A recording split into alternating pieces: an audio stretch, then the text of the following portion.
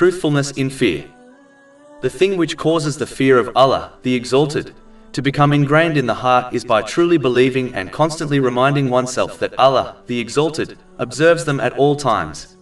None of one's motions, be it outward actions or inner thoughts, are hidden from Allah, the Exalted. This makes a Muslim cautious that Allah, the Exalted, might observe something inwardly or outwardly in them which He does not approve of. A Muslim should therefore constantly watch over their intention, since Allah, the Exalted, is fully aware of it.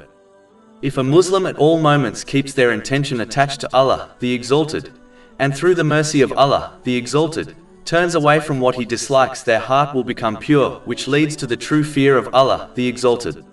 This will ensure they prioritize the commands of Allah, the Exalted, over all else.